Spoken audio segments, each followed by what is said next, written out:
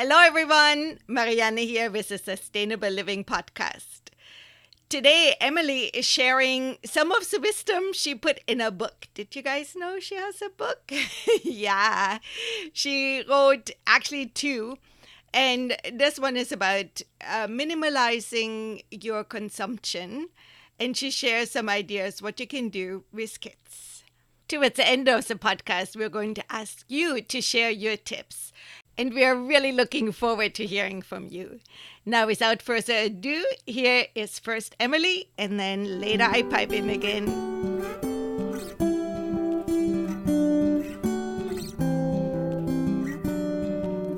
Hello, and welcome to the Sustainable Living Podcast. This is Emily Jurdy.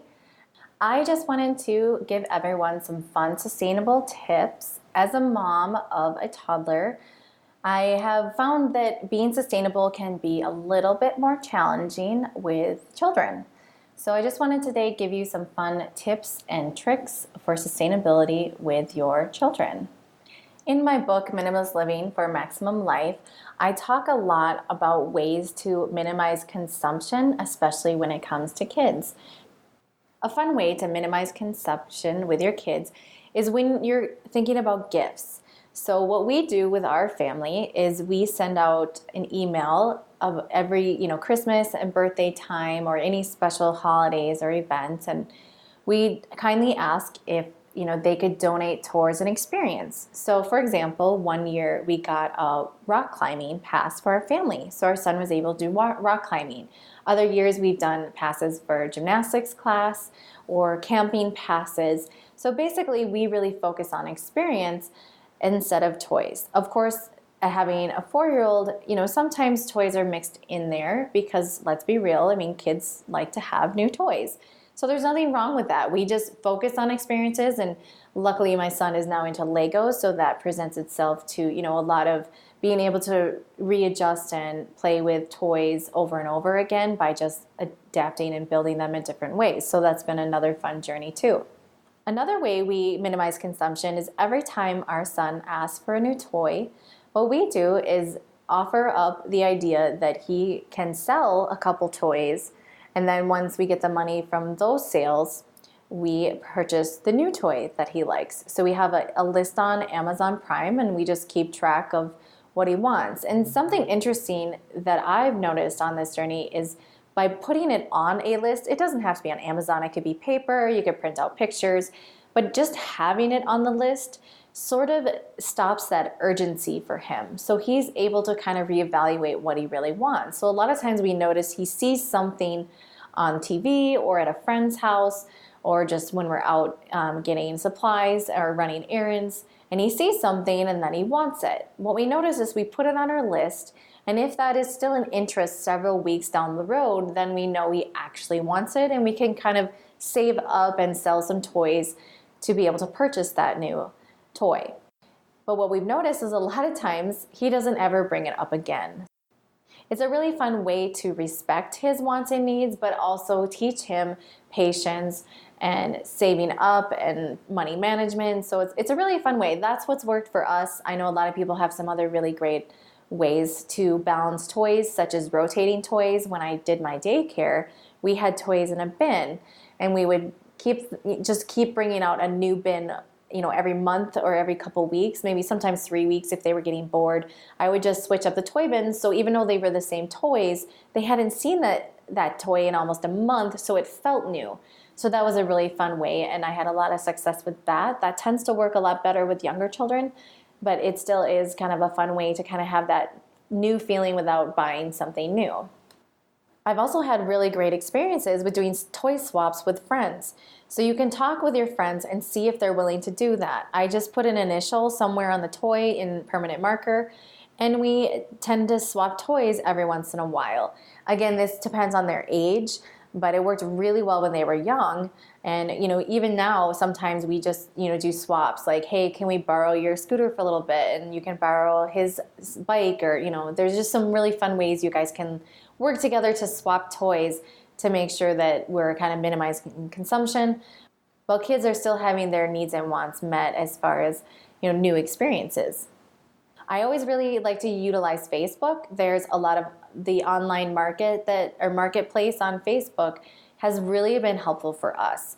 We try to buy used toys and we sell our toys on there, and people either come to our house or we meet at a public place, and being able to see the person that's buying it instead of Craigslist, and also seeing a picture of how good of a shape it is and being able to try it out before actually purchasing an item, or vice versa. If someone's buying from us, I can show them it still works.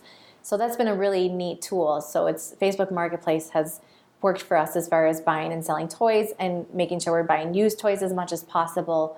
Although it's been a new journey with Legos, so we're trying to find how to get our Legos all back together to make sure every single piece is in that kit before selling it, but I know it's going to work. We just got to figure it out.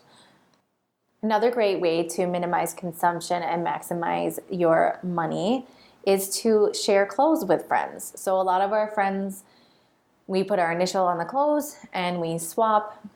A lot of times kids are, in different age ranges, so we can do that. And that's really helped us out. We actually did not have to purchase really any clothes until he turned 4, because then, the older they get, they kind of stay in a size a little bit longer. But especially when babies are a really great time to be sharing clothes with friends and just asking around, hey, does anyone have any, 4, 5, 6-year-old clothes we can share, and then I can give you the baby clothes I have. So just reaching out. There's so many mom groups on Facebook, and you can network with people in your city and really get a great rotation going to make sure everyone is saving money on clothes. I used to be afraid of buying used clothes at the thrift store, and I have learned to embrace it, and a lot of the clothes still have the tags on them. They're not even used. So we have really embraced buying clothes from the thrift store. There, of course, are some things we don't buy at a thrift store. So we're not going to buy socks or underwear there. But as far as shirts and pants, it's a really great, affordable way to get almost new clothes. I mean, you got to remember they have a very strict policy. I've tried to sell clothes at thrift stores, and they don't accept a lot of my clothes because they have too many stains, or there's a little hole in it, or there's a fray somewhere, and they won't take it. So the clothes at the thrift store are actually in extremely good quality. So I would definitely check that out. There's, Once Upon a Child, but I try to stick to the more local, small ones. But if you need to go to the bigger ones like Goodwill and things, there are some options out there. I talk about this for kids and adults, but the best way that I have minimized consumption and had more sustainability is through our hygiene and cleaning products.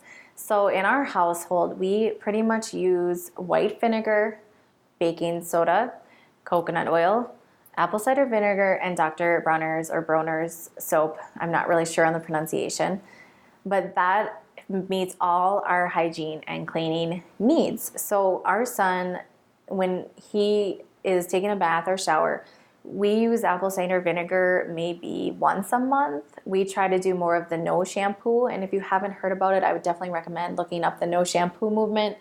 It's worked really well for our family. My hair is thicker, and my son's hair and my husband's hair, it's all thicker and less greasy, and just sort of after a couple months it does balance out. So you have to be able to get through those first few months to let everything sort of balance, but it's been a really great experience for us, and we save so much money by not buying shampoo and conditioner every couple weeks. So that is the first place to start, and it's really, everyone's hair is different, right? So apple cider vinegar might not be for you. Maybe you find a 1 or 2 ingredient shampoo that you trust. I know some people do Epsom salt with just 1 or 2 drops of essential oil, and that does the trick as far as cleaning as almost like a shampoo. So I just would do like 1/4 of a cup of Epsom salt and then 1 drop of tea tree oil, and put it in my hair and let it kind of sit there and rinse it out. And that worked great for a while. My hair now doesn't even really need that anymore unless I'm, in a lake or a pool or something like that. And then I do sometimes use that. But overall, the apple cider vinegar for my hair has really worked, and my family's. When we're talking essential oils, please be sure to look up essential oil safety. There's a lot of information out there. I would not recommend using essential oils on kids under 2, and that is actually extremely, that goes for pretty much all of them. There's a very short list that's okay for topically under 2. I always err on the side of cautious. And I use the most strict list. There's some lists that are much longer, but I try to be more safe than sorry.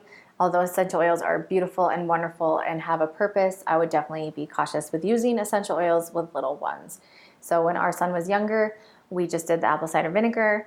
Now that he's older, we can get away with a little bit of Epsom salt and lavender, and that's about all that we need. And that applies to, washing your body. We sometimes will have him soak in Epsom salt and apple cider vinegar as a mild detox. Otherwise, every once in a while we use Dr. Bronner's soap.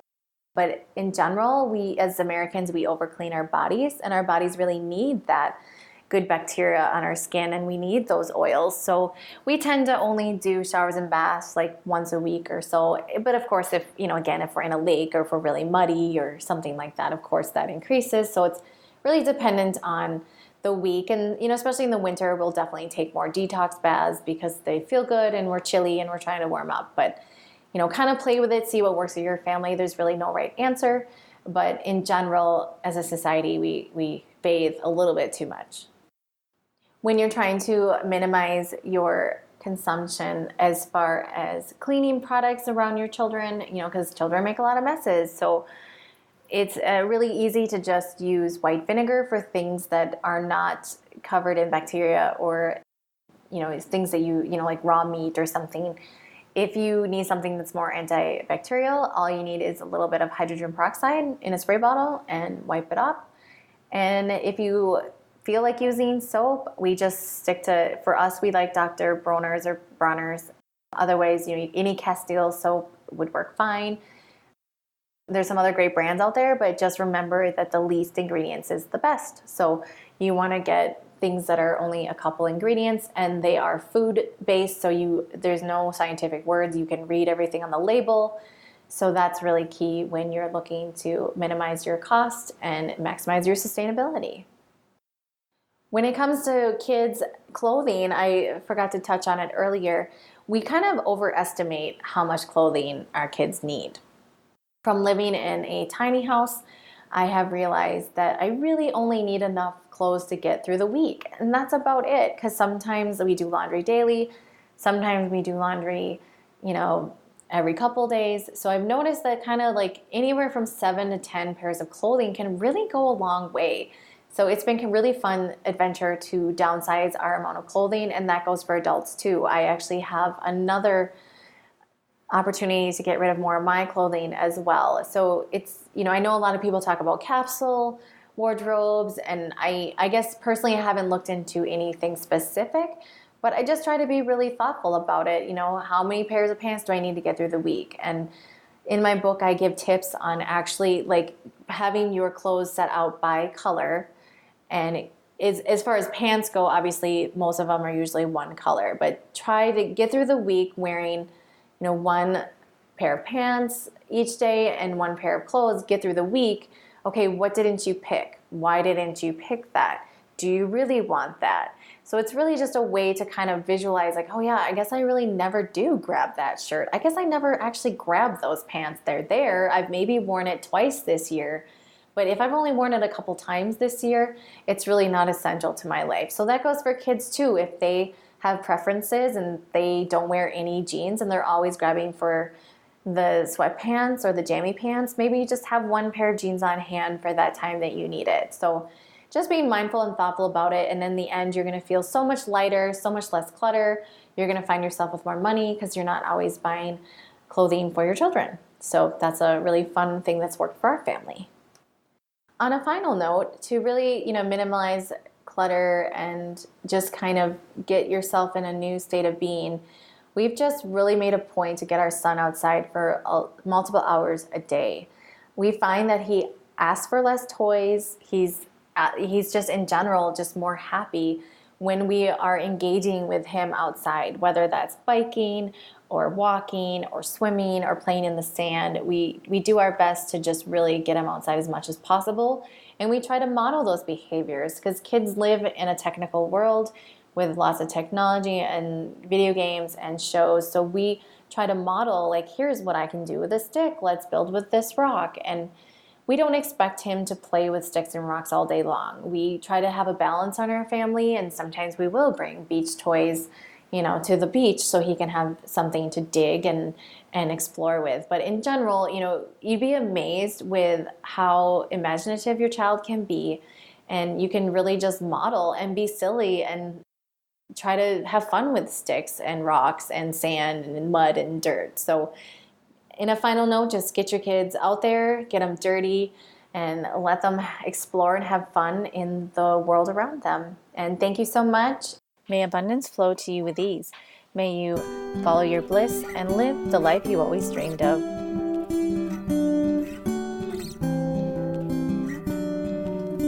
Such great tips Emily gave to all of us.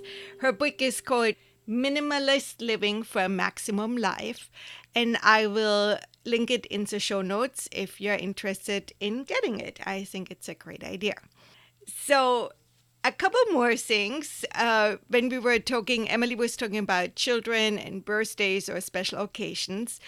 And one of the things I like to do as a grandmother especially is to take the children out for something, either a meal together or we go to the movies together, and just one at a time, the birthday child, for example. Because when you have more than one, it's very easy said attention is not fully given, right? A friend of mine has practiced that with her children from very early on. And her oldest son started to save money and take out his siblings for special occasions. And now he is an adult and he's taking out his mom whenever there is a birthday or another holiday coming up. To me, that's so much more valuable. And my grandchildren have so much said, I can't compete with other grandparents. But that is something we can do, and it's very special. I wanted to add a little bit to the shampoo conversation. We have had a podcast, and it was a little while ago, one of the earlier ones, actually episode 97, where we had the ladies from Plain Product on. And that is a company which makes shampoo and conditioner in refillable bottles. So some have a hard time to let go of using a product. I'm with Emily. I'm in the no shampoo court, but not everybody wants to do that. So that's another possibility. And I will link, at least on our website, I will link that episode so you can check it out and see what that is all about. Also, for toys, we had an episode with Matt Duncan. He has a whole program going to make your own toys out of recycled materials. So we had a long conversation about it with a lot of tips. And again, I'm going to link to that episode as well. Because a lot of times kids have like way more fun with a toy they make themselves out of cardboard boxes or toilet paper rolls or whatever is there. That is something which can be recycled again and is not going to clutter up your house. That said, I would like to talk about Patreon. I so much appreciate all of you which are supporting us on Patreon. Thank you so much. I think I have said it a few times, but I'm going to say it again. I'm trying to have every day a little live clip, sometimes more than one, for those of you who are supporting us to have something special for you. So it's little glimpses into what's going on in the urban homestead, or what's going on with chickens, or even with a podcast. So thank you so much. If you're already a supporter and if you're considering to support our show, you can do so for as little as $1 a month. Or $2 would be great too. And you just go to Patreon, the website. It's all linked in the show notes too. Thank you so much. Bye for now. Have a wonderful week.